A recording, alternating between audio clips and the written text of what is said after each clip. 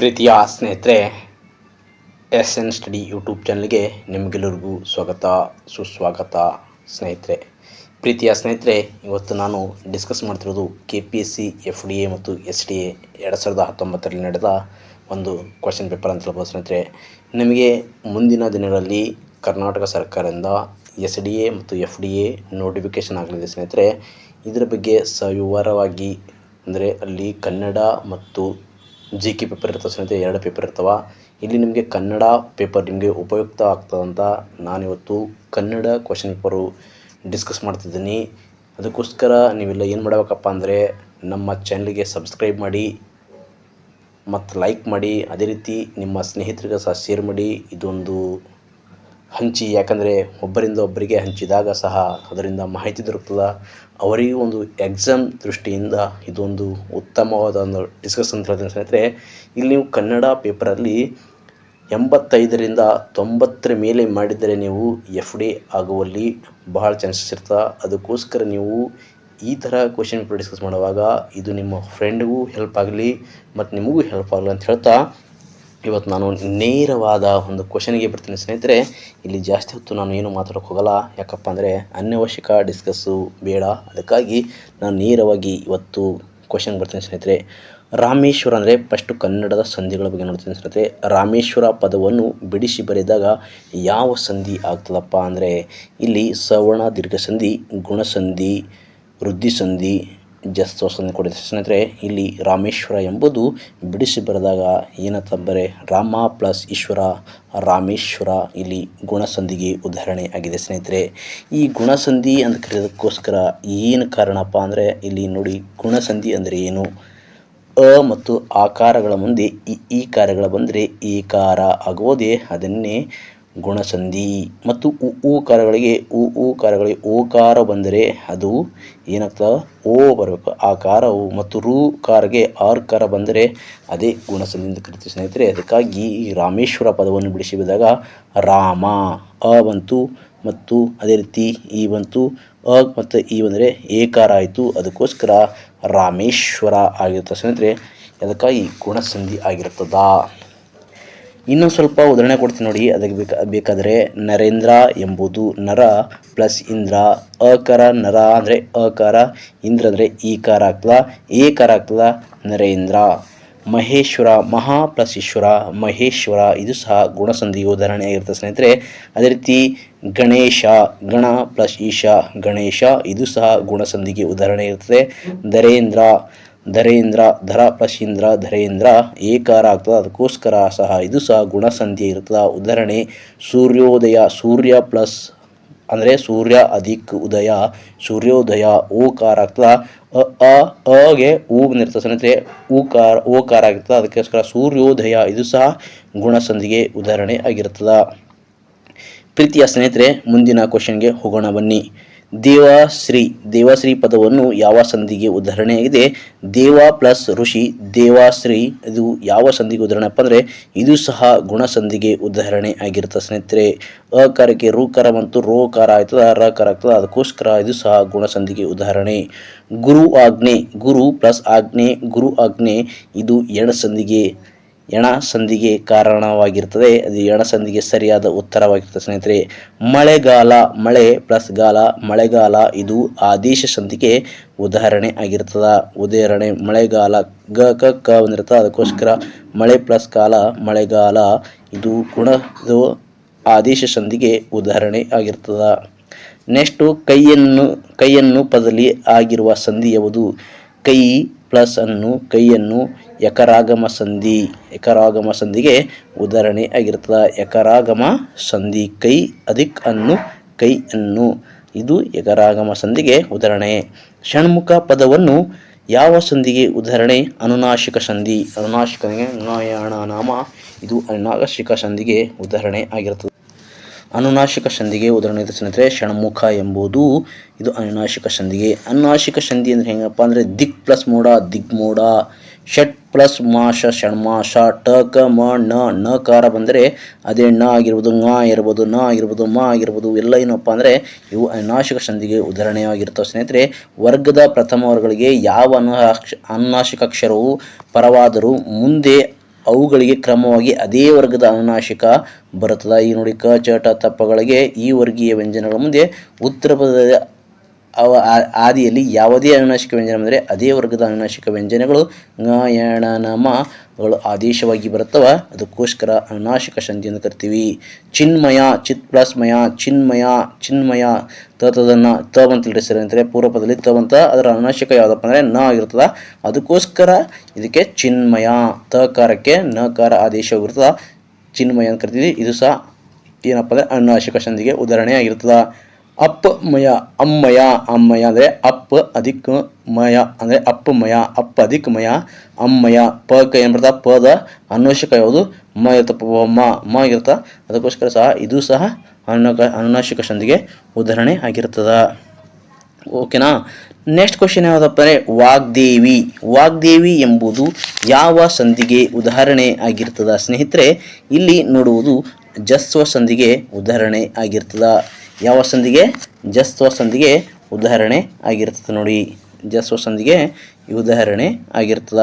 ವಾಗ್ plus ದೇವಿ ವಾಗ್ದೇವಿ, ವಾಗ್ದೇವಿ ಜಸ್ವ ಸಂಧಿಗೆ ಉದಾಹರಣೆ ಆಗಿರ್ತದೆ ಸ್ನೇಹಿತರೆ. ಈ ವಾಗ್ ಪ್ಲಸ್ ದೇವಿ ವಾಗ್ದೇವಿ, ಈ ಜಸ್ವ ಸಂಧಿಗೆ ಇನ್ನೂ ಸ್ವಲ್ಪ ಉದಾಹರಣೆ ನೋಡೋಣ ಬನ್ನಿ. ಇಲ್ಲಿ ವಾಗ್ ಪ್ಲಸ್ ದೇವಿ ವಾಗ್ದೇವಿ ಕ ಕ ದ ಬರ್ತಾ ಕ ಕ ಘ ಬರ್ತಾ ಸ್ನೇಹಿತರೆ. ಇಲ್ಲಿ ಪೂರ್ವ ಪದದಲ್ಲಿ ಅಂದರೆ ಪೂರ್ವ ಪದದ ಅಕ್ಷರಗಳಿಗೆ ಕ ಚ ಟ ತಪ್ಪಗಳಿಗೆ ಗ ಜಡದ ಆದೇಶವಾಗಿ ಬರುವುದೇ ಜಸ್ವ ಸಂಧಿ, ಅಂದರೆ ಪೂರ್ವ ಪದದ ಆದೇಶವಾಗಿ ಬರುವುದೇ ಜಸ್ವ ಸಂಧಿ. ಕ ಕೆ ಗ ಬಂತ ಸ್ನೇಹಿತರೆ. ಅದೇ ರೀತಿ ಅಜಂತ ಅಚ್ ಪ್ಲಸ್ ಅಂತ ಅಜಂತ, ಇದು ಸಹ ಜಸ್ವ ಸಂಧಿಗೆ ಉದಾಹರಣೆ ಆಗುತ್ತೆ. ಚ ಕ ಪೂರ್ವ ಪದದಲ್ಲಿ ಚ ಇರ್ತದ ಸ್ನೇಹಿತರೆ, ಅಲ್ಲಿ ಆದೇಶವಾಗಿ ಬರೋದು ಜ ಬರ್ತದ, ಅಜಂತವಾಗಿರುತ್ತ. ಷಟ್ ಪ್ಲಸ್ ಆನನ ಷಡಾನನ, ಇದು ಸಹ ಜಸ್ವ ಸಂಧಿಗೆ ಉದಾಹರಣೆ. ಷಟ್ ಪ್ಲಸ್ ಆನನ, ಆನ ಅಂದ್ರೆ ಮುಖ ನೋಡಿ. ಅದೇ ರೀತಿ ಟ ಕ ಡ ಬಂದಿರ್ತದ, ಅದಕ್ಕಾಗಿ ಇದು ಜಸ್ವ ಸಂಧಿಗೆ ಉದಾಹರಣೆ ಆಗಿರ್ತದ. ನೆಕ್ಸ್ಟ್ ಕ್ವಶನು, ಗಿಡ ಮರ ಪದದಲ್ಲಿ ಯಾವ ಸಂಧಿ ಕ್ರಿಯೆ ನಡೆದಿದೆ? ಗಿಡ ಪ್ಲಸ್ ಗಿಡ ಅಧಿಕ ಮರ ಗಿಡ ಮರ, ಇಲ್ಲಿ ಸ್ವರಲೋಪ ಸಂಧಿ ಆಗಿದೆ, ಅಂದರೆ ಇಲ್ಲಿ ಸ್ವರಲೋಪ ಸಂಧಿ ಆಗಿದೆ ಸ್ನೇಹಿತರೆ. ಹಣದಾಸೆಗೆ ಹಣ ಪ್ಲಸ್ ಆಸೆಗೆ ಹಣದಾಸೆಗೆ, ಇದು ಸಹ ಸ್ವರಲೋಪ ಸಂಧಿ ಅಂತ ಹೇಳ್ತೀವಿ. ಹಣದ ಅಧಿಕ ಆಸೆ ಹಣದಾಸೆಗೆ, ಇದು ಸಹ ಸ್ವರಲೋಪ ಸಂಧಿ. ಅಂದರೆ ಎರಡು ಕನ್ನಡ ಪದಗಳಿದ್ದರೆ ಅದು ಲೋಪ ಸಂಧಿ ಸ್ನೇಹಿತರೆ. ಈಸಿಯಾಗಿ ನೀವು ಕಂಡುಹಿಡಿಯಬಹುದು. ಅಂದರೆ ನಿಮಗೆ ಒಂದರಿದ್ದಾಗ ಎರಡು ಕನ್ನಡ ಪದಗಳಾಗಿರ್ತವ, ಆ ಎರಡು ಕನ್ನಡ ಪದಗಳಿದ್ರೆ ಅದೇ ಸ್ವರಲೋಪ ಸಂಧಿ ಅಂತ ಕರಿತೀವಿ.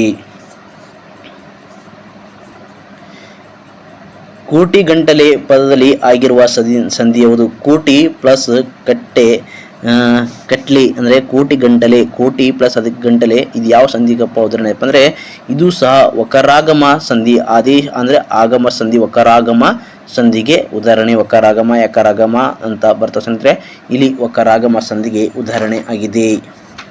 ವಕರಾಗಮ ಸಂಧಿಗೆ ಉದಾಹರಣೆ ಆಗಿರುತ್ತದೆ. ಅದರ ಕೋಟಿ ಗಂಟಲೆ, ಕೋಟಿ ಅದಿ ಗಂಟಲೆ, ಕೋಟಿ ಗಂಟಲೆ, ಇದು ವಕರಾಗಮ ಸಂಧಿಗೆ ಉದಾಹರಣೆ ಆಗಿದೆ. ನೆಕ್ಸ್ಟ್ ಕ್ವಶನು, ಹೊಸಗನ್ನಡ ಪದದ ಸರಿಯಾದ ವಿಚ್ಛೇದನ ರೂಪವು ಯಾವುದು? ಹೊಸತು ಪ್ಲಸ್ ಗನ್ನಡ ಹೊಸಗನ್ನಡ, ಇದು ಸಹ ಆದೇಶ ಸಂಧಿಗೆ ಉದಾಹರಣೆ ಆಗಿದೆ. ಹೊಸತು ಪ್ಲಸ್ ಅಂದರೆ ಹೊಸತು ಅಧಿಕ ಕನ್ನಡ ಹೊಸಗನ್ನಡ, ಇದು ಆದೇಶ ಸಂಧಿಗೆ ಉದಾಹರಣೆ ಆಗಿದೆ. ಹೆಮ್ಮರ ಪದ ಯಾವ ಸಮಾಸಕ್ಕೆ ಸೇರಿದೆ? ಹೆಮ್ಮರ ಅಂದರೆ ಹಿರಿದಾದ ಅಧಿಕ ಮರ ಹೆಮ್ಮರ, ಇದು ಕರ್ಮಧಾರೆಯ ಸಮಾಸಕ್ಕೆ ಉದಾಹರಣೆ ಆಗಿದೆ. ಮುಕ್ಕಣ ಪದ ಸರಿಯಾದ ಪೂರ್ವಿ ಸಮಾಸದ ವಿಗ್ರಹ ವ್ಯಾಖ್ಯೆ ಯಾವುದು? ಅಂದರೆ ಮೂರು ಕಣ್ಣುಗಳು ಯಾರೋ ಅವನೇ ಮುಕ್ಕಣ್ಣ, ಉದಾಹರಣೆ ಶಿವ ಅಂತ ಹೇಳ್ತೀವಿ. ಅದಕ್ಕಾಗಿ ಮುಕ್ಕಣ ಎಂಬ ಯಾವ ಸಮಾಸ? ಪೂರ್ವಿ ಸಮಾಸಕ್ಕೆ ಉದಾಹರಣೆ ಆಗಿದೆ. ಕೆರೆ ಕಟ್ಟೆ ಪದ ಯಾವ ಸಮಾಸಕ್ಕೆ ಉದಾಹರಣೆ? ಇದು ದ್ವಂದ್ವ ಸಮಾಸ ಸ್ನೇಹಿತರೆ. ಕೆರೆ ಕಟ್ಟೆ ಅಂದರೆ ದ್ವಂದ್ವ, ಕೆರೆ ಕಟ್ಟೆ ಬಾವಿಗಳು ಅಂತ ಈ ಥರ ಆದಾಗ ನಾವು ದ್ವಂದ್ವ ಸಮಾಸಕ್ಕೆ, ಕೆರೆಯವೋ ಮತ್ತು ಕಟ್ಟೆಯೋ ಅಥವಾ ಬಳ್ಳಿ, ಹಿಂಗೆ ಗಿಡವೋ ಮರವೋ ಬಳ್ಳಿಗಳು ಈ ರೀತಿ ಬಂದಾಗ ಅಲ್ಲಿ ನಾವು ಈಸಿಯಾಗಿ ದ್ವಂದ್ವ ಸಮಾಸ ಕಡೆ ಹೋಗಬೇಕು. ಅರಮನೆ ಪದ ವಿಗ್ರಹ ವ್ಯಾಖ್ಯೆಯನ್ನು ಬಿಡಿಸಿದಾಗ ಅರಸನ ಮನೆ ಅರಮನೆ, ಅರಸನ ಅಧಿಕ ಮನೆ ಅರಮನೆ, ಇದು ತತ್ಪುರುಷ ಸಮಾಸಕ್ಕೆ ಉದಾಹರಣೆ ಆಗಿದೆ. ಪಂಚೇಂದ್ರಿಯಗಳು, ಇದು ಯಾವ ಸಮಾಸಕ್ಕೆ ಉದಾಹರಣೆ? ಪಂಚೇಂದ್ರಿಯಗಳು ಯಾವ ಸಮಾಸಕ್ಕೆ ಅಂದರೆ ಇದು ದ್ವಿಗು ಸಮಾಸ. ಅಂದರೆ ಪಂಚ ಅಂದರೆ ಐದು, ಇಂದ್ರಿಯ ಅಂದರೆ ಪಂಚೇಂದ್ರಿಯಗಳು ಅಂದರೆ ಐದು ಮುಖಗಳನ್ನು ಉಳ್ಳುವರ ಒಂದು ಯಾರ ಇರ್ತಾರಪ್ಪ ಅವರೇ ಆಗಿರ್ತಾರ ಅಂತ ಹೇಳ್ತೀವಿ. ಪಂಚೇಂದ್ರಿಯ ಅಂದರೆ ಪಂಚ ಅಂದರೆ ಐದು, ಐದು ಅಂದರೆ ಪೂರ್ವಪದಲ್ಲಿ ಐದು ಅಂದರೆ ಸಂಖ್ಯೆಗಳಿಂದ ಕೂಡಿದರೆ ಅದೇ ದ್ವಿಗು ಸಮಾಸ ಅಂತ ಕರಿತೀವಿ. ಇಮ್ಮಡಿ ಪುಲಿಕೇಸಿ ಈ ರೀತಿ ಬರ್ತಾವೆ, 2 ಪ್ಲಸ್ ಇಮ್ಮಡಿ ಈ ರೀತಿ ಬಂದಾಗ ಪಂಚೇಂದ್ರಿಯಗಳು ದ್ವಿಗು ಸಮಾಸಕ್ಕೆ ಉದಾಹರಣೆ. ಮುಂಗೈ ಪದ ಯಾವ ಸಮಾಸಕ್ಕೆ ಉದಾಹರಣೆ? ಅಂಶಿ ಸಮಾಸ. ಅಂಶ ಮತ್ತು ಅಂಶ ಕಲ್ತಿ ಆಗ್ತದೆ ಸ್ನೇಹಿತರೆ. ಇಲ್ಲಿ ಮುಂಗೈ ಕೈಯ ಮುಂಭಾಗ ಅಂದರೆ ಒಂದು ಕೈ ಇರ್ತದೆ, ಒಂದು ಪೂರ್ಣ ವಸ್ತು ಇರ್ತದೆ, ಆ ಪೂರ್ಣ ವಸ್ತುದ ಒಂದು ಕೆಲವೊಂದು ಭಾಗ ಆ ಭಾಗಕ್ಕೆ ಸೇರಿಸಿದರೆ ನಾವು ಅದೇನಾಗ್ತದೆ ಅಂಶಿ ಸಮಾಸಕ್ಕೆ ಉದಾಹರಣೆ ಆಗುತ್ತೆ.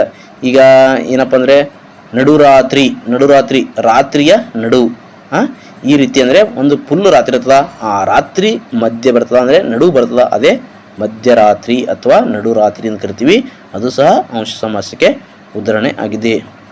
ನಲ್ ನುಡಿ ಪದದ ಸರಿಯಾದ ವಿಗ್ರಹವಾಕ್ಯ ನೋಡಿ.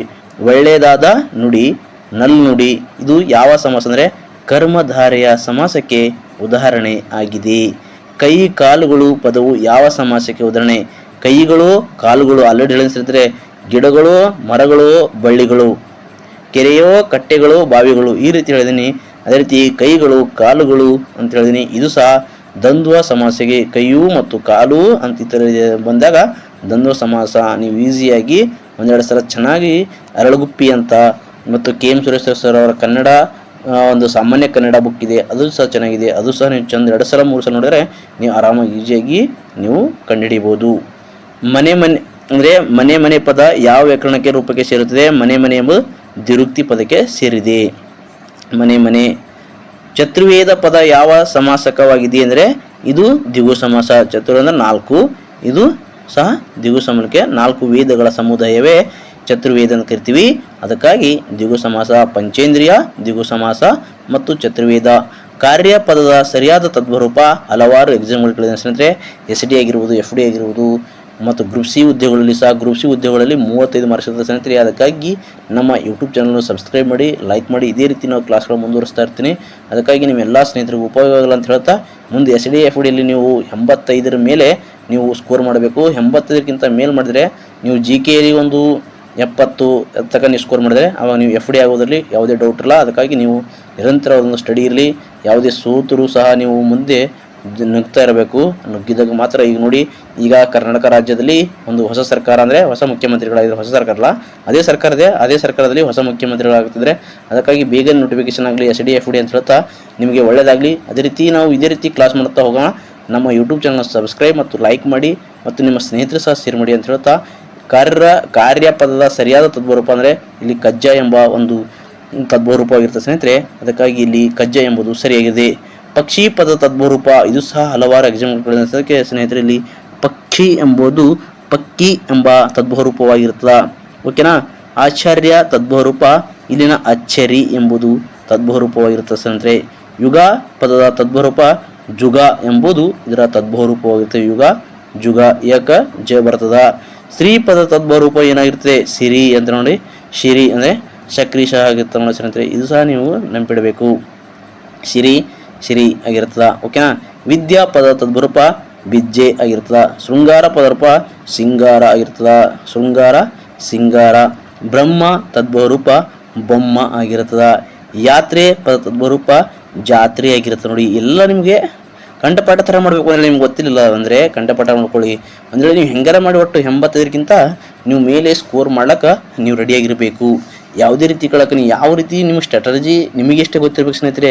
ನೀವು ಬೇರೆಯವರಿಗೆ ಸ್ಟ್ರಾಟಜಿ ಹೇಳ್ಕೊಂಡ್ರೆ ಆಗಲ್ಲ. ಅದಕ್ಕಾಗಿ ನೀವು 1-2 ಸಲ ಅರಳುಗುಪ್ಪಿ ಆಗಿರ್ಬೋದು, ಕೆ ಎಂ ಸುರೇಶ್ ಅವರ ಕನ್ನಡ ಗ್ರಾಮರ್ ಬುಕ್ ಆಗಿರ್ಬೋದು, ಮತ್ತು ಇನ್ನೊಬ್ಬರು ಬರ್ತಾರೆ ಯಾರೋ ಅವರು ಸಹ ನೀವು ಚೆನ್ನಾಗಿ 1-2 ಸಲ ನೋಡ್ಕೊಂಡು, ಮತ್ತು ಅದೇ ರೀತಿ ಗೌರ್ಮೆಂಟ್ ಬುಕ್ ಸಹ ನೀವು 6ನೇ ತರಗತಿಯಿಂದ 12ನೇ ತರಗತಿ ಕನ್ನಡ ಗ್ರಾಮರ್ ಆಗಿರ್ಬೋದು, ಅಲ್ಲಿನ ಸಮಾನಾರ್ಥಕ ಪದಗಳಾಗಿರ್ಬೋದು, ತದ್ವರೂಪಗಳಾಗಿರ್ಬೋದು ಮತ್ತು ಅಲ್ಲಿನ ಕವಿಗಳಾಗಿರ್ಬೋದು ಎಲ್ಲ ಗೌರ್ಮೆಂಟ್ ಬುಕ್ಸಿಂದನೇ ಓದಿರಬೇಕು. ಯಾಕಂದರೆ ಗೌರ್ಮೆಂಟ್ ಬುಕ್ಕಿಂದ ಅತಿ ಹೆಚ್ಚಾಗಿ ಕೇಳ್ತಿರ್ತಾರೆ. ಅದಕ್ಕಾಗಿ ನೀವು ಅಲ್ಲಿಂದ ಜಾಸ್ತಿ ನೀವು ಓದ್ತಾ ಇರಬೇಕು. ಓಕೆನಾ. ಯಾತ್ರೆ ಪದದ ತದ್ವರೂಪ ಜಾತ್ರೆ ಆಯಿತು. ಸಿಂಹ ತದ್ವರೂಪ ಸಿಂಗ. ನೆಸರು ಪದ ಸರಿಯಾದ ಸಮಾನಾರ್ಥಕ ಪದ ಸೂರ್ಯ. ನೋಡಿ, ಸೂರ್ಯ ಬೇಕಂತ ಅರ್ಕ ಅಂದ್ರೆ ಸೂರ್ಯ, ನೆಸರು ಅಂದ್ರೆ ಸೂರ್ಯ, ಬಾನು ಎಲ್ಲ ಸೂರ್ಯನ ಸಂಬಂಧಪಟ್ಟ ತದ್ವರೂಪ. ಚಂದ್ರ ಅಂದ್ರೆ ನೋಡಿ, ತಿಂಗಳನ್ನ ಕರಿತೀವಿ. ಅದೇ ರೀತಿ ಸೂರ್ಯ, ಮೋಡ, ಈ ಥರ ನಕ್ಷತ್ರ ಇವೆಲ್ಲ ಏನಪ್ಪ ಅಂದರೆ ಚಂದ್ರನ ಬಗ್ಗೆ ಗೊತ್ತಿರಬೇಕು, ಸೂರ್ಯನ ಬಗ್ಗೆ ಗೊತ್ತಿರಬೇಕು. ಮುಕ್ಕಣ್ಣ ಯಾರಪ್ಪ? ಶಿವ ಇರ್ತಾನ. ಪೆರೆದಲೆ ಅಂದರೆ ಶಿವ. ಪೆರೆದಲೆ ಅಂದರೆ ಪೆರೆ ಅಂದರೆ ಚಂದ್ರ, ಪೆರೆ ಅಂದರೆ ಚಂದ್ರ. ಯಾರು ಚಂದ್ರನ ಉಳ್ಳೋರೋ ಅವರೇ ಶಿವ ಅಂತ ಅಂತೀವಿ.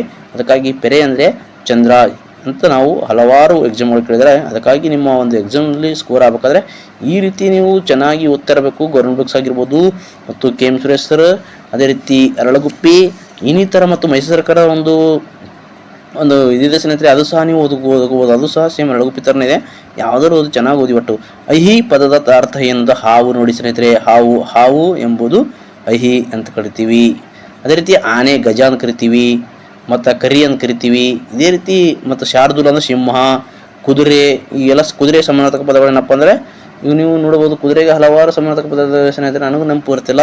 ಯಾರಿಗಾದ್ರೂ ನೆನಪಂದ್ರೆ ನನಗೆ ಕಮೆಂಟ್ ಮಾಡಿ ಆಯ್ತಾ.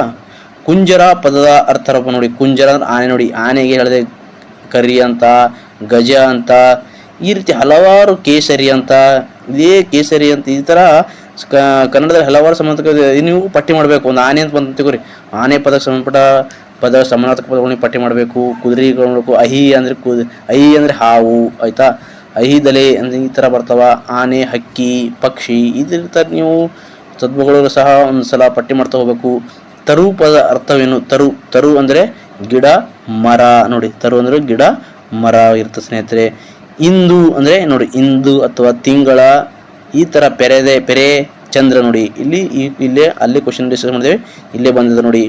ಪೆರೆ, ತಿಂಗಳ, ಚಂದಿರ, ಈ ರೀತಿ ನೀವು ನೋಡಕಪ್ಪ ಅಂದರೆ ಪಟ್ಟಿ ಮಾಡ್ತಾ ಹೋಗ್ಬೇಕು.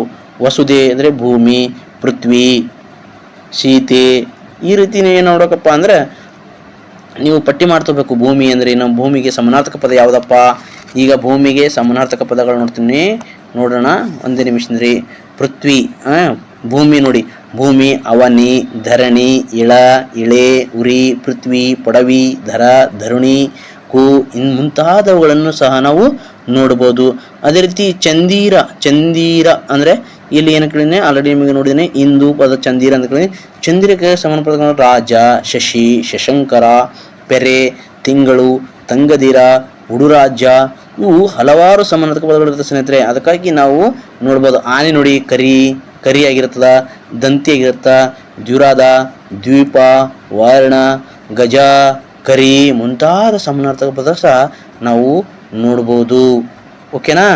ಅದೇ ರೀತಿ ನೋಡಿ, ಇಲ್ಲಿ ಸೂರ್ಯ, ಬ್ರಹ್ಮರ, ದುಂಬಿ ಅಂದರೆ ಜೇನುನೊಣ. ಈ ಜೇನುನೊಣಕ್ಕನ್ನ ದುಂಬಿ ಅಂತ ಕರಿತೀವಿ ಸ್ನೇಹಿತರೆ. ಪಂಪ ಏನು ಹೇಳ್ತಾನ? ಬನವಾಸಿ ದೇಶದಳು ಮರಿದುಂಬಿಯಾಗಿ ಹುಟ್ಟುವೆ ಅಂತ ಹೇಳ್ತಾನೆ ಸ್ನೇಹಿತರೆ. ಅದಕ್ಕಾಗಿ ಬಹಳ ಪ್ರಸಿದ್ಧವಾಗಿರ್ತಾವ. ಉರಗ ಅಂದರೆ ಹಾವು, ಅಹಿ ಅಂದರೆ ಹಾವು. ಉರಗ ಪತಕ ಅಂದರೆ ಯಾರಪ್ಪ ಅಂದರೆ ದುರ್ಯೋಧನ ಮತ್ತು ಭೀಮನ ನಡುವೆ ನಡೆದ ಒಂದು ವೈಶಂಪಾಯನ ಸರೋವರದಲ್ಲಿ ಯುದ್ಧದ ಒಂದು ಘಟನೆ. ಆ ಘಟನೆ ನೋಡಿದರೆ ಭಯಂಕರ ಸ್ನೇಹಿತರೆ. ಆ ವೈಶಂಪಾಯನ ಸರೋವರದಲ್ಲಿ ದುರ್ಯೋಧನ ಅಡಗಿ ಕುಂತಿರ್ತಾನೆ ಸ್ನೇಹಿತರೆ. ಯಾವ ರೀತಿ ಅಡಗಿ ಕುಂತಿರ್ತಾನಪ್ಪ ಅಂದರೆ, ಕವಿ ಯಾವ ರೀತಿ ವರ್ಣನೆ ಮಾಡ್ತಾನಪ್ಪ ಪಂಪ ಅಂದರೆ, ಹಿಂಗೆ ಹಿಂಬ್ರಿಗೆ ಹೋಗಿ ಕುಂತಿರ್ತಾನೆ ಸ್ನೇಹಿತರೆ. ಹಿಂಗೆ ಯಾರೋ ಎದ್ದು ಹೋಗ್ಯಾರಪ್ಪ ಬಾವಿಂದ ಹಿಂದಿಂದ ಬಂದು ಒಳಗೆ ಕುಂತಿರ್ತಾನ. ಭೀಮ ಬಂದಿರ್ತಾನ ಬಾವಿ ಹತ್ರ. ಭೀಮ ಬಂದು ಗರ್ಜನೆ ಮಾಡ್ತಿರ್ತಾನೆ, ಹೇಳಿ ದುರ್ಯೋಧನ ಬಾ, ಎಲ್ಲಿದ್ದಿ, ಹೇಗೆ ಯಾಕೆ ಕುಂತಿದ್ದಿ, ಹಿಂಗಂದ ಸ್ನೇಹಿತರೆ. ಅವನಿಗೆ ದುರ್ಯೋಧನ ಕಿವಿಗಳು ಏನೈತಪ್ಪ ಅಂದ್ರೆ, ಅವನ ಧ್ವನಿ ಕೇಳಿ ಕಿವಿಗಳೆಲ್ಲ ಫುಲ್ಲು ಏನಾಗಿರ್ತಪ್ಪ ಅಂದ್ರೆ ಕಿವಿಗಳು ಗಡಚಾಗಿರ್ತಾವ. ಮತ್ತು ಅಲ್ಲಿರುವ ಜಲಚರಣ ಪ್ರಾಣಿಗಳು ಕುದಿಯಕ್ಕೆ ಸ್ಟಾರ್ಟ್ ಮಾಡಿರ್ತಾವ. ನೀರು ಸಹ ಅವನ ಭೀಮನ ಧ್ವನಿಗೆ ಕೇಳಿ, ಭೀಮನ ಒಂದು ಧ್ವನಿ ಕೇಳಿ ನೀರು ಸಹ ಏನಾಗ್ತಪ್ಪ ಮೇಲೆ ಬಂದಪ್ಲೆ ಆಗ್ತಾವ. ಮೇಲೆ ಬಂದಾಗ ಅವಾಗ ಸಹ ದುರ್ಯೋಧನಿಗೆ ಏನಾಗ್ತಪ್ಪ, ಈ ಥರ ನಾವು ಬೈತಿದ್ದಾನಂತ ಅವನೋಡ ಸಡನ್ಲಿ ಎದ್ದು ಬರ್ತಾನೆ ಸ್ನೇಹಿತರೆ. ಆ ಎದ್ದು ಬಂದ ಭಯಂಕರ ದೃಶ್ಯ ನೋಡಿದ್ರೆ ನೀವು ಬೆರಗಾಗ್ತೀರಿ. ಅದೇ ರೀತಿ ಈಗ ನೀವು ಕನ್ನಡ ಪೇಪರ್ ಸಹ ಅದೇ ರೀತಿ ದುರ್ಯೋಧನ ಭೀಮನಂತೆ ನೀವು ಓದಬೇಕು. ನೀವು ಲಾಸ್ಟಿಗೆ ಯಾರಂತೆ ವಿಜಯ ಆಗಬೇಕು? ಭೀಮನಂತೆ ವಿಜಯ ಆಗ್ಬೇಕಂತ ಹೇಳ್ತಾ ನಾನು ನೆಕ್ಸ್ಟ್ ಕ್ವಶನ್ ಹೋಗ್ತಿದ್ದೀನಿ.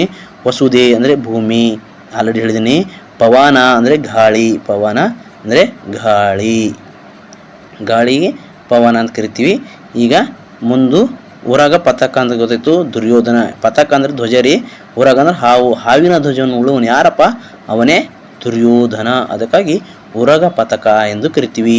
ನಿಸರ್ಗ ಪದದ ಸಮಾನಾರ್ಥಕ ಪದವನ್ನು ಗುರುತಿಸಿ. ಅಂದರೆ ನಿಸರ್ಗ ಪದದ ಸಮಾನಾರ್ಥಕ ಪದ ಪ್ರಕೃತಿ ನೋಡಿ. ಎಷ್ಟೇ ಪ್ರಕೃತಿಯಾಗಿರುತ್ತೆ ಸ್ನೇಹಿತರೆ. ವಿರುದ್ಧಾರ್ಥಕ ಪದಗಳನ್ನು ಗುರುತಿಸಿ. ಶ್ಲಾಘನೆ, ನಿಂದನೆ ಅಂದರೆ ಹೊಗಳೋದು, ತೆಗಳೋದು. ಅದಕ್ಕಾಗಿ ಇದು ಉದಾಹರಣೆ. ಶ್ಲಾಘನೆ, ನಿಂದನೆ, ಬೈಯುವುದು, ಬಯಸ್ಕೊಳ್ಳೋದು. ಅಂದರೆ ಒಂದು ಏನು ಮಾಡ್ತಾರಪ್ಪ ಅಂದ್ರೆ ಇಬ್ಬರು ಸ್ನೇಹಿತರು ಇರ್ತಾರೆ ಅಂತ ತಗೋರಿ. ಎಕ್ಸಾಂಪಲ್ ನಾನು ಮತ್ತು ಸ್ನೇಹಿತರು. ನನಗೆ ಮಾಡ್ತಾನ ಸಲ ಹೋಗ್ತಾನ, ಒಂದ್ಸಲ ಹೇ ದೋಸ್ತ ನೀ ಚೆನ್ನಾಗಿದ್ದು ನಿನ್ನಷ್ಟು ಒಳ್ಳೆಯರು ಯಾರಿಗೂ ಅಂತ ಮತ್ತೇನು ಮಾಡ್ತಾನೆ ಹೇ ನೀಟ ಬಂದಿದ್ದು ಅಂತ. ಇದೇ ವಿರುದ್ಧಾರ್ಥಕ ಶ್ಲಾಘನೆ ನಿಂದನೆ. ಆಸ್ತಿಕ ಪದ ತದ್ವರೂಪ ನಾಸ್ತಿಕ. ಆಸ್ತಿಕ ನಾಸ್ತಿಕ. ದೇವರು ನಂಬುವನು ನಂಬದೇ ಇರುವರು. ಈ ಥರ ನಾವು ನೋಡ್ತಾ ಹೋಗಬೇಕು. ಉದ್ರಿಕ್ತ ಪದ ರೂಪ ಶಾಂತ ಅಂದರೆ ಸಿಟ್ಟಿಗೆ ಬರೋದು ಮತ್ತು ತಣ್ಣಗಾಗೋದು, ಇದೇ ಉದ್ರಿಕ್ತ ಶಾಂತ ಅಂತ ಕರಿತೀವಿ. ಕೃತಜ್ಞ ಪದಾರ್ಥ ಕೃತಜ್ಞ ಅಂತ ಈ ಥರ ನಾವು ವಿರುದ್ಧಾರ್ಥಕ ಪದಗಳು ಸಹ ನೋಡ್ಬೋದು. ಉತ್ಕರ್ಷ ಪದದ ತದ್ವರೂಪ ಗುರುತಿಸಿ. ಉತ್ಕರ್ಷ ಅಪಕರ್ಷ. ಆಕರ್ಷಣೆ ಪದದ ವಿರುದ್ಧ ಪದ ಯಾವುದು? ವಿಕರ್ಷಣೆ. ಉಪಕಾರ ಪದದ ವಿರುದ್ಧ ರೂಪ ಯಾವುದು? ಅಪಕಾರ. ಉಪಕಾರ ಮಾಡಿದ ಮನೆಗೆ ಅಪಕಾರ ಮಾಡಬಾರ್ದು ಅಂತ ಹೇಳ್ತಾರ. ಅದಕ್ಕಾಗಿ ಪ್ರತ್ಯಕ್ಷ ಪದ ತದ್ವರೂಪ ಪರೋಕ್ಷ. ಪ್ರತ್ಯಕ್ಷ ತದ್ವರೂಪ ಪರೋಕ್ಷ. ಕೀರ್ತಿ ಪದದ ವಿರುದ್ಧ ರೂಪ ತದ್ವರೂಪ ಪ್ರತ್ಯಕ್ಷ ಪದದ ವಿರುದ್ಧ ರೂಪ ಪರೋಕ್ಷ. ಕೀರ್ತಿ ಪದದ ವಿರುದ್ಧ ರೂಪ ಯಾವುದು? ಅಪಕೀರ್ತಿ. ಅಪಕೀರ್ತಿ ಎಂಬುದು ವಿರುದ್ಧ ಪದವಾಗಿದೆ ಸ್ನೇಹಿತರೆ. ಆಶಾವಾದಿ ಪದದ ವಿರುದ್ಧ ರೂಪ ನಿರಾಶಾವಾದಿ. ಆಶಾವಾದಿ ನಿರಾಶಾವಾದಿ. ಅಲ್ಲಿ ನುಡಿಗಟ್ಟು ಕೊಟ್ಟಿದ್ದಾನೆ ಸ್ನೇಹಿತರೆ. ನುಡಿಗಟ್ಟು ಸಹ ನಿಮ್ಮ ಎಕ್ಸಾಮ್ ದೃಷ್ಟಿಯಿಂದ ಭಾಳ ಇಂಪಾರ್ಟೆಂಟ್. ಮೊಸರಲ್ಲಿ ಕಲ್ಲು ಹುಡುಕು ಅಂದರು ಇಲ್ಲದ ತಪ್ಪುಗಳನ್ನು ಹುಡುಕುವುದು. ಅಂದರೆ ಇಲ್ಲದ ಯಾರೋ ಏನಂತ ಏನೋ ನೀ ಮೊಸರ ಕಲ್ಲು ಹುಡಿದ ನೋಡ್ತಾರದ ಅಲ್ಲಿ ಏನು ತಪ್ಪಿರೋ ಸ್ನೇಹಿತರೆ ಸುಮ್ಮನೆ ಬೇಕಂದ್ರೆ ಜಗಳ ತೆರ್ಕೊಂಡು ಬರೋದು, ಅದು ಇಲ್ಲದ ತಪ್ಪುಗಳನ್ನು ಹುಡುಕುವುದು. ಕಣ್ಣಿಗೆ ಮಣ್ಣು ಎರಚು ಅಂದರೆ ಮೋಸ ಮಾಡುವುದು. ಬಾಲ ಬಿಚ್ಚು ಅಂದರೆ ಈ ನುಡಿಗಟ್ಟಿನ ಅರ್ಥ ಏನಪ್ಪ? ಬಾಲ ಬಿಚ್ಚು ಅಂದರೆ ತನ್ನ ಶಕ್ತಿ ಪ್ರದರ್ಶಿಸು ಅಂತ ಅರ್ಥವಾಗಿರ್ತದೆ. ಅದೇ ರೀತಿ ಹರಕು ಬಾಯಿ ಈ ನುಡಿಗಟ್ಟಿನ ಅರ್ಥ ರಹಸ್ಯವನ್ನು ಕಾಪಾಡುವುದವನು ಅಂದರೆ ಅವನು ರಹಸ್ಯವನ್ನು ಕಾಪಾಡದೇ ಇರುವುದು. ಕಂಡಂತೆ ಮಾತನಾಡುವುದು ಇದನ್ನು ಹರಕು ಬಾಯಿ ಎಂದು ಕರೀತೀವಿ. ಕೈ ಕೊಡಂದ್ರೆ ಮೋಸ ಮಾಡೋದು, ಕೈ ಬಿಡುವುದು. ನಡು ನೀರಲ್ಲಿ ಕೈ ಬಿಟ್ಟ, ಮೋಸ ಮಾಡಿದ. ಎಣ್ಣೆ ಹಚ್ಚು ಎಂಬ ನುಡಿಗಟ್ಟಿನಪ್ಪ ಉತ್ತೇಜನ ನೀಡು ಅಥವಾ ಪ್ರಚೋದಿಸು ಎಂಬುದು ಈ ನುಡಿಗಟ್ಟಿನ ಅರ್ಥವಾಗಿರ್ತದೆ. ಹೊಟ್ಟೆ ಉರಿ ಅಂದರೆ ಅಸೂಯೆ ಪಡುವುದು. ಅಸೂಯೆ ಪಡುವುದು ಏರೋ ಏನಂದಾಗ ಅವಾಗ ಹೊಟ್ಟೆ ಕಿಚ್ಚು ಬಿಡ್ತಾನಪ್ಪ ಅಂತಂತೀವಲ್ಲ, ಅದೇ ರೀತಿ ಅಸೂಯೆ ಪಡುವುದು. ಬೆನ್ನು ತಟ್ಟು ಎಂದರೆ ಪ್ರೋತ್ಸಾಹಿಸುವುದು. ಕೈ ತೊಳೆದುಕೊಳ್ಳು ನುಡಿಗಟ್ಟಿನ ಅರ್ಥ ಕೈ ಕಡಿದುಕೊಳ್ಳು ಅಥವಾ ಕೈ ಬಿಡುವುದು ಅಂತ ಅರ್ಥ. ನಡುವಿನಲ್ಲಿ ತಲೆ ಚಚ್ಚಿಕೊಳ್ಳು ಅಂದರೆ ಪಶ್ಚಾತ್ತಾಪ ಪಡುವುದು ಅಂದರೆ ಯಾವುದೋ ಏನೋ ಸಂದರ್ಭದಲ್ಲಿ ನಾವು ದುಃಖಮಯವಾಗುವುದು. ಕೈ ಕೆಸರಾದರೆ ಬಾಯಿ ಮೊಸರು ಇವೆಲ್ಲ ನುಡಿಗಟ್ಟಿನ ಅರ್ಥ ಸ್ನೇಹಿತರೆ. ಹಾಸಿಗೆದ್ದಷ್ಟು ಕಾಲು ಚಾಚಿದ್ರೆ ನಮಗೆ ಎಷ್ಟಾಗ್ತದೆ ಅಷ್ಟೇ ಕಾಲು ಚಾಚಬೇಕಂತ ಅರ್ಥ. ಅಂದರೆ ನಾವು ಬಡವರು ಇದ್ದಂತ ತಿಳ್ಕೊರಿ, ನಮಗೆ ಎಷ್ಟಾಗ್ತದೆ ಅಷ್ಟೇ ಮಾಡ್ಕೋ, ಅತಿಯಾಗಿ ಮಾಡಕ್ಕೆ ಹೋಗ್ಬಾರ್ದು. ಅದರ ಅರ್ಥ ಹಾಸಿಗೆದ್ದಷ್ಟೇ ಕಾಲು ಚಾಚು ಎಂಬುದು. ಹೊಳೆಯುವುದಿಲ್ಲ ಚಿನ್ನ ಅಲ್ಲ ಅಥವಾ ಬಂಗಾರ ಅಲ್ಲ. ದೂರದ ಬೆಟ್ಟ ನುಣ್ಣಗೆ ಅಂದರೆ ಆ ಬೆಟ್ಟ ನೋಡಕ್ಕೆ ಸುಂದರ ಕಾಣ್ತಾ, ಅದರಲ್ಲಿ ಹೋದಾಗ ಕಸ ಕಡ್ಡಿಗಳು ಮುಳ್ಳುಗಳು ಎಲ್ಲ ಇರ್ತವೆ. ಅದಕ್ಕಾಗಿ ಜೀವನ ಎಂಬುದೇ ಒಂದು ದೂರದ ಬೆಟ್ಟ ಇದ್ದಾಗ ಆ ಬೆಟ್ಟದಾಗ ಹೋದಾಗ ದುಃಖ ಇರ್ತದೆ, ಸುಖ ಇರ್ತದೆ, ಎಲ್ಲ ಇರ್ತದೆ ಸ್ನೇಹಿತರೆ. ಅದಕ್ಕಾಗಿ ಜೀವನ ಸಹ ಇದೇ ರೀತಿ ಸಾಗ್ತಾ ಇರಬೇಕು. ಕುಂಬಳಕಾಯಿ ಕಳ್ಳ ಎಂದರೆ ಹೆಗಲು ಮುಟ್ಟಿ ನೋಡಿಕೊಂಡ. ಅಂದರೆ ಯಾಕೆ ಒಂದೊಂದು ಸಂದರ್ಭ ಅಂತ ಏನೋ ಕುಂಬಳಕಾಯಿ ಕಳ್ಳ ಅಂತಾರೆ ಅಂದರೆ ಏನು ತಪ್ಪು ಮಾಡೋಣ, ಏನು ತಪ್ಪು ಮಾಡೋದು ಸಹ ನಾನೇ ಗ್ರೇಟ್ ಅಂತಾರೆ. ಅಂದರೆ ಹೆಗಲು ಮುಟ್ಟಿಕೊಂಡು ನೋಡ್ದ. ಆಳಾಗಿ ದುಡಿದವನು ರಸನಾಗಿ ಬಾಳುವನು. ಅಂದರೆ ಅಲ್ಪನಿಗೆ ಐಶ್ವರ್ಯ ಬಂದರೆ ಅಂದರೆ ಅರ್ಧ ರಾತ್ರಿಯಲ್ಲಿ ಕೊಡೆ ಹಿಡಿಯುವವರು. ಅಂದರೆ ಈಗ ನಡಬರಕೆ ಮಧ್ಯದಲ್ಲಿ ಶ್ರೀಮಂತರಾಗಿರ್ತಾರೆ ಅಂತ ಕೆಲವೊಬ್ಬರು ಅಂತ ಹೇಳ್ತೀವಿ ಸ್ನೇಹಿತರೆ. ಆ ರೀತಿಯ ಮಧ್ಯದಲ್ಲಿ ಶ್ರೀಮಂತರಾಗಿ ಸುಮ್ಮನೆ ಏನೇನೋ ಮಾಡ್ತಿರ್ತಾರೆ. ಅವಾಗ ಕೆಲವೊಬ್ರು ಅಂತಾರೆ ಏನೋ ಮಧ್ಯದಲ್ಲಿ ಶ್ರೀಮಂತರಾಗಿ ಎಷ್ಟು ಓವರ್ ಮಾಡ್ತಿದ್ದೆ ನೋಡು ಅಂತಂದ್ರೆ, ಅದೇ ರೀತಿ ಅಲ್ಪನಿಗೆ ಐಶ್ವರ್ಯ ಅಂದರೆ ಮಧ್ಯದಲ್ಲಿ ಶ್ರೀಮಂತ ಬಂದಾಗ ಅವ ಜರ ಓವರಾಗಿ ಮಾಡ್ತಿರ್ತಾರಲ್ಲ, ಆ ಉದಾಹರಣೆಗೆ ಈ ನುಡಿಗಟ್ಟು ಅರ್ಥವಾಗಿರ್ತದೆ. ಅರ್ಧ ರಾತ್ರಿಯಲ್ಲಿ ಕೊಡೆ ಹಿಡಿಯುವುದು. ಉಪ್ಪಿಗಿಂತ ರುಚಿಯಾದ ಅಂದರೆ ತಾಯಿಗಿಂತ ಬಂಧು ಇಲ್ಲ. ಈಗ ಅದೇ ಪೂರ್ಣ ರೂಪ ಅಂದರೆ ಉಪ್ಪಿಗಿಂತ ರುಚಿಯಿಲ್ಲ, ಅನ್ನವಿಲ್ಲ, ತಾಯಿಗಿಂತ ಬಂದರೆ ಬಂಧುಗಳಿಲ್ಲ ಅಂತ ಅರ್ಥ. ಮಜ್ಜಿಗೆ ಇಲ್ಲದವಳು ಕಲ್ಲು ಹಾಕಿದಳು ಅಂದರೆ ಮೊಸರಿಗೆ ಹಾಕಿದರು ಅಂತ ಅರ್ಥ ನೋಡಿ. ಅರ್ಥನ ಕೋತಿ ತಾನ ಕೀಟು ಅಂದರೆ ಅಂದರೆ ಕೋತಿ ವನವನ್ನು ಕೆಡಿಸಿತು ಅಂತ ಅರ್ಥ. ಅಂದರೆ ಅಜ್ಜಯ್ಯನಿಗೆ ತಂದಿಟ್ಟು ಕೋತಿಯ ಕೀಟು ಅಜ್ಜಯ್ಯನ ತಂದಿಟ್ಟಿತ್ತು ಅಂತ ಅರ್ಥವಾಗಿರ್ತದೆ. ಅದೇ ರೀತಿ ಮರದಿಂದ ಪದದಲ್ಲಿರೋ ವಿಭಕ್ತಿ ಪ್ರತ್ಯಯ ಯಾವುದು? ಇಲ್ಲಿ ತೃತೀಯ ವಿಭಕ್ತಿ ಪ್ರತ್ಯಯದಂತೆ ಇಂದ ಆಗಿದೆ, ಅದಕ್ಕಾಗಿ ತೃತೀಯ. ಕನ್ನಡದ ದ್ವಿತೀಯ ವಿಭಕ್ತಿ ಪ್ರತ್ಯಯ ರೂಪ ಯಾವುದು ಅನ್ನುವಾಗಿರ್ತದೆ ನೋಡಿ. ಊರಿನಲ್ಲಿ ಪದ ವಿಭಕ್ತಿ ರೂಪ ಊರು ಪ್ಲಸ್ ಅಲ್ಲಿ ಊರಿನಲ್ಲಿ ಸಪ್ತಮಿ ವಿಭಕ್ತಿ ಪ್ರತ್ಯಯ. ಷಷ್ಠಿ ವಿಭಕ್ತಿ ಪ್ರತ್ಯಯ ಯಾವುದು ಅಂತ ಕೇಳಿದನ ಎಂಬುದು ಷಷ್ಠಿಯ ವಿಭಕ್ತಿ ರೂಪವಾಗಿರ್ತದ, ಪ್ರತ್ಯಯವಾಗಿರ್ತದೆ ಸ್ನೇಹಿತರೆ. ಮರಕ್ಕೆ ಪದದ ವಿಭಕ್ತಿ ಪ್ರತ್ಯಯ ಮರಕ್ಕೆ ಅಂದರೆ ಚತುರ್ಥಿ, ಗೇಕೆ ಈಗೇಕೆ ಮರಕ್ಕೆ ಚತುರ್ಥಿ ಇರ್ತದೆ. ದಶೆಯಿಂದ ಎಂಬ ಪದ ಪಂಚಮಿ ಇರ್ತದೆ ಸ್ನೇಹಿತರೆ. ಹೊಸಗನ್ನಡ ವರ್ಣಮಾಲೆಯಲ್ಲಿ ಒಟ್ಟು ಎಷ್ಟು ಅಕ್ಷರಗಳು ಇರ್ತವೆ? 49 ಅಕ್ಷರಗಳಿದ್ದಾವೆ. ಕನ್ನಡ ವರ್ಣಮಾಲೆಯಲ್ಲಿರುವ ಯೋಗವಾಹಗಳ ಸಂಖ್ಯೆ ಎಷ್ಟು ಅಂದರೆ ಅಹ ಅಂದು 2 ಇದೆ ಸಂಖ್ಯೆ ಅಹ ಅಂತ 2 ಯೋಗವಾಹಗಳಿವೆ. ಇದು ನಿಮ್ಮ ಎಕ್ಸಾಮ್ ದೃಷ್ಟಿಯಿಂದ ಮುಂದಿನ ಒಂದು ಉಪಯುಕ್ತವಾಗ್ತಿರ್ತದೆ ಸ್ನೇಹಿತರೆ. ಇವುಗಳಲ್ಲಿ ಯಾವುದು ಅಲ್ಪಪ್ರಾಣ ಅಕ್ಷರವಿದೆ? ಗ ಆಗಿದೆ ನೋಡಿ. ಅಲ್ಪಪ್ರಾಣ ಮಹಾಪ್ರಾಣ ಅಂತ ಬರ್ತವ. ಅಲ್ಪಪ್ರಾಣ 10, ಮಹಾಪ್ರಾಣ 10. ಅದೇ ರೀತಿ ಅನುನಾಸಿಕ 5 ಸ್ನೇಹಿತರೆ ಅಂತ ಹೇಳ್ಬೋದು. ನಮ ಇವು ಅನುನಾಸಿಕವಾಗಿವೆ. ಇವುಗಳಲ್ಲಿ ಯಾವುದು ಅನುನಾಸಿಕ ಅಕ್ಷರವಾಗಿದೆ ಬಂತ ನೋಡಿ, ಮ ಆಗಿದೆ. ಕನ್ನಡದ ಪ್ರಥಮ ಉಪಲಬ್ಧ ಗ್ರಂಥ ಕವಿರಾಜ್ಯ ಮಾರ್ಗದ ಕರ್ತೃ ಯಾರು? ಶ್ರೀ ವಿಜಯ ಅಂತ ಹೇಳ್ತೀವಿ. ಜ್ಞಾನಪೀಠ ಪ್ರಶಸ್ತಿ ಪಡೆದ ಮೊದಲ ಕನ್ನಡಿಗ ಕುವೆಂಪು ಅವರು 1967ರಲ್ಲಿ ಶ್ರೀರಾಮಣಂ ದೃಶ್ಯನ ಕೃತಿಗೆ ಏನಪ್ಪ ಅಂದರೆ ಜ್ಞಾನಪೀಠ ಪ್ರಶಸ್ತಿ ದೊರಕಿರ್ತದ. ಮಂಕುತಿಮ್ಮನ ಕಗ್ಗ ಇದೆಲ್ಲರಿಗೂ ಗೊತ್ತಿರ್ತ. DVG ಗುಂಡಪ್ಪನವರ ಒಂದು ಕಗ್ಗ ಕೃತಿ ಅಂತ ಹೇಳ್ಬೋದು. ಕನ್ನಡದ ಆದಿಕವಿ ಎಂದು ಯಾರನ್ನು ಕರಿತೀವಿ? ಪಂಪನಿಗೆ ಕರಿತೀವಿ. ಕನ್ನಡದ ಪ್ರಥಮ ಗದ್ಯ ಗ್ರಂಥ ಒಡ್ಡರಾಧನೆ. ಇದನ್ನು ಬರೆದರು ಶಿವಕೋಟ್ಯಾಚಾರ್ಯ. ಕರ್ನಾಟಕ ಸಂಗೀತ ಪಿತಾಮಹ ಎಂದು ಯಾರನ್ನು ಕರೆಯಲಾಗುತ್ತೆ ಸ್ನೇಹಿತರೆ? ಪುರಂದರದಾಸರನ್ನು ಕರ್ನಾಟಕ ಸಂಗೀತದ ಪಿತಾಮಹ ಅಂತ ಕರಿತೀವಿ. ವಚನದ ಪಿತಾಮಹ ಪ.ಗ. ಹಳಕಟ್ಟಿ ಇವರಾಗಿರ್ತಾರ. ಅದೇ ರೀತಿ ಕರುಣಾಳು ಬಾ ಬೆಳಕಿಗೆ ಇದು ಯಾರ್ದಪ್ಪ ಅಂದರೆ BM ಶ್ರೀ ಅವರ ಪ್ರಸಿದ್ಧ ಕವಿತೆಯಾಗಿದೆ ಸ್ನೇಹಿತರೆ. ಕರುಣಾಳು ಬಾ ಬೆಳಕೆ ಎಂಬ ಪ್ರಸಿದ್ಧ ಕವಿತೆ ಬರೆದವರು ಅಂದರೆ BM ಶ್ರೀಕಂಠಯ್ಯನವರು. ಚೋಮನ ದುಡಿ ಕಾದಂಬರಿ ಕರ್ತೃ ಯಾರು?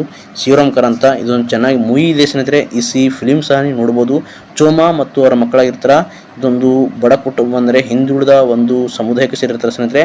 ಇದ್ರ ಬಗ್ಗೆ ನೀವು ಈ ಫಿಲಿಮಲ್ಲಿ ನೀವು ನೋಡಿ, ಚೆನ್ನಾಗಿದೆ ಈ ಫಿಲಿಮು. ಶಿವರಾಮ್ ಕಾರಂತರ ಒಂದು ಕಾದಂಬರಿ. ಈ ಕಾದಂಬರಿ ಮುಖಾಂತರ ಯಾವ ರೀತಿ ಮಾಡುವಂದರೆ ನಿಮ್ಮ ಜೀವನದಲ್ಲಿ ಸಹ ಉಪಯೋಗ ಆಗ್ಬೋದು. ಭಾಳ ಬಡತನದ ಸ್ನೇಹಿತರೆ ಏನಾದರೂ ಆಗ್ಬೇಕು, ನಾ ರೈತ ಆಗಬೇಕಂತ ಚೋಮ ಭಾಳ ಆಸೆ ಪಟ್ಟತನ. ಅವನಿಗೆ ಎತ್ತು ಬೇಕಾಗಿರುತ್ತೆ ಸ್ನೇಹಿತರೆ.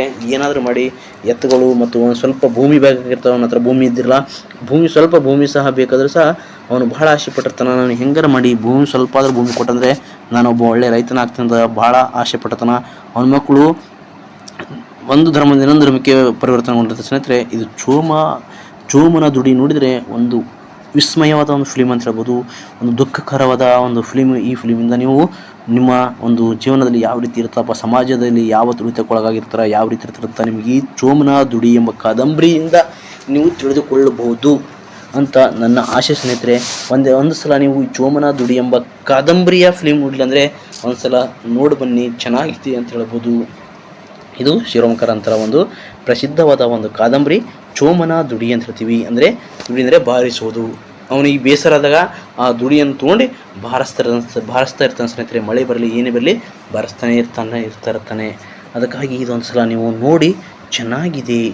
ಕರ್ನಾಟಕದ ಪ್ರವಾಸನ ಪಿತಾಮಹ ಎಂದು ಯಾರನ್ನು ಕರಿತಂದರೆ TP ಕೈಲಾಸಮ್ಮನವರನ್ನು ಕರ್ನಾಟಕ ಪ್ರವಾಸನ ಪಿತಾಮಹ ಎಂದು ಸಹ ಕರಿತೀವಿ. ಈ ಕೆಳಗಿನವುಗಳಲ್ಲಿ ಸರಿಯಾದ ಶುದ್ಧ ರೂಪದ ಪದ ಯಾವುದು? ಆಶೀರ್ವಾದ. ನೀವು ನೋಡ್ಕೊಳ್ಬೋದಿವಲ್ಲ, ಶುದ್ಧ ರೂಪ ಗುರುತಿಸಿ ಪರೀಕ್ಷೆ. ಕೆಳಗಿನಲ್ಲಿ ಸರಿಯಾದ ಜೋಡಣೆ ಯಾವುದು? ವಿಜ್ಞಾನ. ಶುದ್ಧ ರೂಪ. ಇವೆಲ್ಲ ನೋಡ್ಕೊಳ್ಬೇಕು ಸ್ನೇಹಿತರೆ. ಇವೆಲ್ಲ ನೀವು ಪ್ರಾಕ್ಟೀಸ್ ಮಾಡ್ತಿರ್ಬೇಕು. ಅಂದರೆ ನೀವು ಕನ್ನಡ ಪತ್ರಿಕೆಯನ್ನು ಓದ್ತಾ ಇರ್ತೀರಿ. ಕನ್ನಡ ಪತ್ರಿಕೆ ಓದಿದಾಗ ನಿಮ್ಗೆ ಯಾವುದೋ ಡಿಫಿಕಲ್ಟ್ ಎಂಬ ವರ್ಡ್ಸ್ ಇರ್ತಾವೆ. ಆ ವರ್ಡ್ ಏನು ಮಾಡಬೇಕಪ್ಪ ಅಂದರೆ ನೀವು ಬರೆದಿಟ್ಕೊಳ್ಬೇಕು. ಎಕ್ಸಾಮ್ ಇನ್ನೊಂದು 5-8 ಒಂದು ವಾರ ಅಂದರೆ ಅವಾಗ ನೀವು ಅವುಗಳನ್ನ ಕನ್ನಡಿಸ್ತಿರಬೇಕು, ಪ್ರಾಕ್ಟೀಸ್ ಮಾಡ್ತಿರಬೇಕು. ಅವಾಗ ನಿಮಗೆ ಏನಾಗ್ತದೆ, ಒಂದೊಂದು ಮಾರ್ಕ್ಸ್ ಸಹ ಇಂಪಾರ್ಟೆಂಟ್ ಆಗಿರ್ತದೆ. ಶುದ್ಧ ರೂಪ, ಸಂಸ್ಕೃತಿ ಯಾವ ರೀತಿ ಬರೀತಾರೆ ಅಂತ ಈ ರೀತಿ ಇರ್ತದೆ. ಯಾವ ಪದ ವ್ಯಾಕರಣಬದ್ಧವಾಗಿ ಸರಿಯಾಗಿದೆ? ಐತಿಹಾಸಿಕ. ಯಾವುದು ಸರಿಯಾಗಿದೆ? ಈ ಥರ ನೀವು ನೋಡ್ತಾ ಹೋಗ್ತಾ ಇರಬೇಕು. ಓಕೆನಾ? ಈ ಕೆಳಗಿನ ವ್ಯಾಕರಣ ಶುದ್ಧ ರೂಪ ನೋಡ್ಕೊಳ್ಬೋದು ಸ್ನೇಹಿತರೆ. ಇಲ್ಲಿ ಸರಿಯಾದ ಕವಯಿತ್ರಿ ಈ ಥರ ಬರೀತಿರ್ತಾರೆ. ಅದಕ್ಕಾಗಿ ನೀವೆಲ್ಲ ಈ ರೀತಿ ಒಂದು ಕ್ವಶನ್ಗಳನ್ನು ನೋಡ್ತಾ ಹೋಗಬೇಕು. ಯಾವ ರೀತಿ ಒಂದು ಯಾವುದೇ ಪೇಪರಲ್ಲಿ ಬಂದಾಗ ಆ ಪೇಪರಲ್ಲಿ ಬಂದಿರುವ ಒಂದು ಉದಾಹರಣೆಗಳು ತೊಗೊಂಡು ನೀವು ಚೆನ್ನಾಗಿ ಇದು ಮಾಡ್ತಾ ಹೋಗ್ಬೇಕು ಸ್ನೇಹಿತರೆ. ಪ್ರೀತಿಯ ಸ್ನೇಹಿತರೆ, ನಿಮ್ಮೆಲ್ಲರಿಗೂ ಮತ್ತೊಮ್ಮೆ ಸ್ವಾಗತ. ಅಥವಾ ಮತ್ತೆ ನಿಮ್ಮ ಸ್ನೇಹಿತರಿಗೂ ಸಹ ಶೇರ್ ಮಾಡಿ, ಲೈಕ್ ಮಾಡಿ, ಸಬ್ಸ್ಕ್ರೈಬ್ ಮಾಡಿ. ನಮ್ಮ SN ಸ್ಟಡಿ ಯೂಟ್ಯೂಬ್ ಚಾನಲ್ ಇದೊಂದು ಎಲ್ಲ ರೀತಿ ಡಿಸ್ಕಸ್ ಮಾಡ್ತಿರ್ತೀನಿ ಸ್ನೇಹಿತರೆ, ಅವಾಗ ಸಮಯ ಸಿಕ್ಕಾಗ. ಅದಕ್ಕಾಗಿ ಮುಂದಿನ ಒಂದು ಎಕ್ಸಾಮ್ ದೃಷ್ಟಿಯಿಂದ ನಿಮಗೆಲ್ಲ ಹೆಲ್ಪ್ ಆಗ್ತದಂತ ಅದಕ್ಕೋಸ್ಕರ ನಾನು ಡಿಸ್ಕಸ್ ಮಾಡ್ತಿದ್ದೀನಿ. ನನಗೂ ಸಹ ಹೆಲ್ಪ್ ಆಗ್ತದೆ, ನಿಮಗೂ ಸಹ ಹೆಲ್ಪ್ ಆಗ್ತದೆ ಅಂತ ಹೇಳ್ತಾ ಮತ್ತೆ ನಿಮ್ಮ ಸ್ನೇಹಿತರಿಗೂ ಸಹ ಶೇರ್ ಮಾಡಿ. ಮತ್ತು ಮುಂದಿನ ಒಂದು ತರಗತಿಯಲ್ಲಿ ಅಂದರೆ ಯಾವುದಾದ್ರೂ ಒಂದು GK ಕ್ವೆಶ್ಚನ್ ಪೇಪರ್ ಆಗಲಿ ಡಿಸ್ಕಸ್ ಮಾಡೋಣ.